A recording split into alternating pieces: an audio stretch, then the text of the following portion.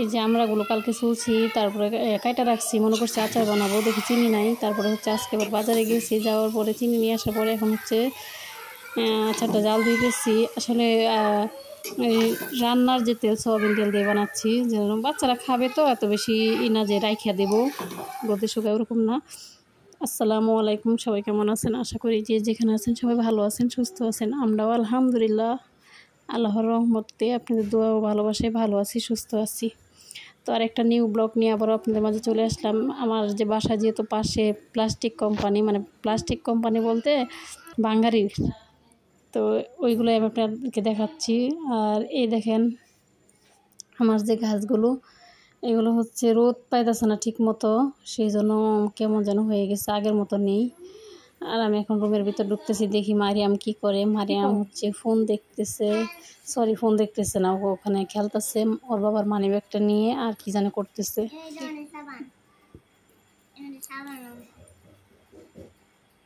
সাবান কোথায় থেকে আনছে?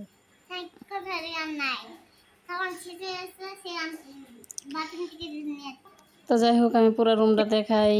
মারিয়াম হচ্ছে যে খেলা নিয়ে ব্যস্ত, আমি হচ্ছে রুম গুছাইছি দুপুরবেলা, যেহেতু দুপুরের আগে দেয়া রুম টুম এখন মোছা দিব, ঝাড়ু দেওয়া শেষ, এখন মোছা দিব। এই হচ্ছে আমার দুইটা রুম। আমরা হচ্ছে ছোট্ট একটা ফ্যামিলি, আমাদের জন্য এই দুইটা রুমই যথেষ্ট, একদম ঠিক আছে, পারফেক্ট। হ্যাঁ, আর ঢাকা শহরের ভিতরে এরকম রুমে অনেক টাকা ভাড়া। ঢাকা শহরে এরকম দুইটা রুম মানে 7,000 থেকে 8,000 টাকার নিচে হয় না। যাই হোক, আমাদের ছোট্ট ফ্যামিলির জন্য এই বাসাটাই ঠিক আছে। আর পাকঘরটাও মোটামুটি বড় আছে, একবারে ছোট না। আমি একটা টেবিল সেট করছি এখানে। আর এই যে এইটা নিয়ে আসছি, অনেকে বাদাম বলে, আমরা জাম্বুরা বলি।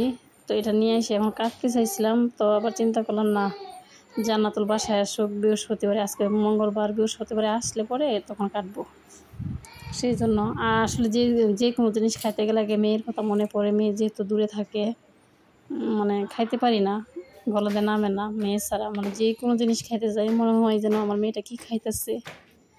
খাবার যদিও আমি প্রতিদিন বাসা থেকে দিয়ে আসি, তারপরে ভালো লাগে না, মনে শান্তি লাগে না।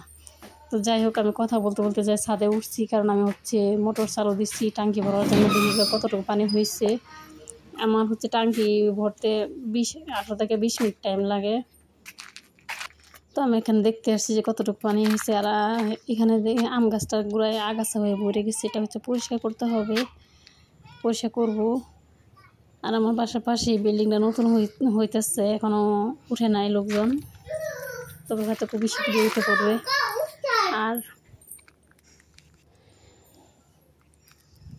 আর হচ্ছে এরকম গ্রাম সাইডে থাকতে কার না ভালো লাগে? আমার কাছে এরকম পরিবেশে থাকতে খুবই ভালো লাগে। আর যে ঢাকা শহরের ভিতরে একদম গ্যাঞ্জাম, মানুষের হলো, তারপরে হচ্ছে বের হওয়ার বা একটু মন খুলে যে মানে মন ভরে যে অক্সিজেন নেবো, ওরকমই পাওয়া যায় না। আমার কাছে এরকম জায়গায় থাকতে ভালো লাগে। আর আমি বরাবরই এরকম জায়গায় থাকি আসছি। আমি আগে যে জায়গাগুলোতে থাকি আসছি, সেম এরকম জায়গায় আমার একদম মন মতো। হ্যাঁ, আমার হচ্ছে আমার হাজব্যান্ড যখন বাসা নেয়, তার আগে আমি জিজ্ঞেস করি তাকে যে কেমন জায়গায় নিছো, খোলামেলা নাকি, আর হচ্ছে না চিপায় চাপায় বাসা নিছো, মানে বাচ্চা কাচ্চা একটু বিকেলবেলা ঘোরাঘুরি করতে পারবে কিনা, সেরকম জিজ্ঞেস করিনি। যাই হোক, আর এখানে দেখতে পাচ্ছেন সবেদা গাছে ফলগুলো কিন্তু মাশাআল্লাহ বড় বড় হয়ে গেছে গা। হ্যাঁ, আর একদম এত রোদ উঠতেছে, আজ 2 থেকে 3 দিন ধরে প্রচুর রোদের কারণে কিন্তু ছাদে এখন 1 ফোঁটা পানি নাই। ছাদে কিন্তু মানে সবসময় পানি জমা থাকেই, পানি পুরোপুরি শুকায় না। এখন রোদের কারণে ছাদটা পুরোপুরি শুকনো আছে। তো এটা হচ্ছে আমাদের বাসাটির পাশে এরকম খোলামেলা। এই যে কুইশাক গাছটা বড় হয়ে গেছে, দেখতেও সুন্দর লাগতেছে। এমনি 2টা ডাটা আমি গুঁজে দিয়ে রাখছিলাম। আর এই তো এই দেখেন, এই জায়গার মধ্যে সবসময় পানি জমাই থাকে, কিন্তু এই জায়গাটাও একদম শুকায় আছে রোদের কারণে। প্রচুর পরিমাণে রোদ উঠছে, 2 দিন ধরে প্রচুর রোদ উঠতেছে, বৃষ্টি নেই। যাই হোক, তারপরেও ভালো, কারণ অনেক দিন যাবৎ বৃষ্টি হইতেছে, এত বৃষ্টি ভালো লাগতেছে না। আর এই যে এখানে যে আম গাছের গোড়ায় যে মানে ঘাসগুলো হয়ে রয়েছে, এগুলো এর আগে কিন্তু পরিষ্কার করছি, অনেক হয়েছিল, কিন্তু এবার আমি বলতেছি কিছুদিন থাক, দেখতে ভালো লাগে। আর বিশেষ করে বৃষ্টি হইলে পরে, বৃষ্টির পানি পড়লে তো দেখতে আরও ভালো লাগে, যার কারণে এটা পরিষ্কার করা হইতেছে না। যাই হোক, আমি এখন নিচে চলে যাব।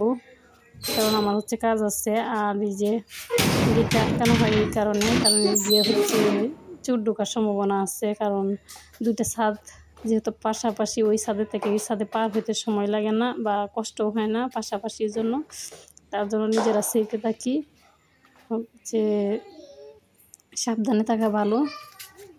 যাই হোক, এটা আবার কিছুক্ষণ পরে ভিডিওটা করছি। আমরা গেটের সামনে বের হয়েছি, বের হয়ে মানে একটু আগাইছি, দেখি দুইটা বিড়াল মনে হয় কেউ ফালাইয়া দিয়ে রেখে গেছে। তো বিড়ালের বাচ্চাটা দেখে আসলে মায়া লাগতেছে, ছোট্ট একটা বাচ্চা কালো বিড়াল, কেউ মনে ফেলে দিয়ে রেখে গেছে এই জায়গায়। তারপরে এখানে হচ্ছে রাস্তার উপরে কয়েকটা কুকুর আছে দেখতেছি, বারবার হচ্ছে ওদেরকে করতেছে, ধাওয়া করতেছে। ওরা হচ্ছে ওই বাজারের ভিতরে যায় হচ্ছে পলাইতেছে ভয়ে। হ্যাঁ, জানের ভয় আসলে কার মায়া নেই জানের প্রতি। তো যাই হোক, তারপরে হচ্ছে এই যে এই পাশে আমাদের ছাদের উপর থেকে সবসময় দেখি আমি হচ্ছে ভিডিও করি, এই পাশে ঘাস টাস হয়ে ভরে গেছে। এই পাশে আবার পেঁপে গাছ বোনা, আবার হচ্ছে ভেন্ডি গাছ। তো আমি আবার এখানে দেখতে ভালো লাগতেছে, আমি বললাম যে একটুখানি ভিডিও করি, যেহেতু ফোনটা নিয়ে বের হয়েছি। আমি আর আমার ওই পাশের রুমের ভাবি আমরা দুজন বের হয়েছি হাঁটতে, মারিয়ামকে নিয়ে বের হয়েছি। তো বেশি দূরে না, বাসার সামনে, এটা ফাঁকে কোথাও না। তো দেখতে ভালো লাগতেছে, পরে একটু ভিডিও করলাম। এই যে ভেন্ডি গাছগুলো, এগুলো হচ্ছে আসলে যারা জায়গা কিনে হচ্ছে ওই করছে, বাউন্ডারি করছে, কারো আন্ডারে দিছে, দেখশন করে।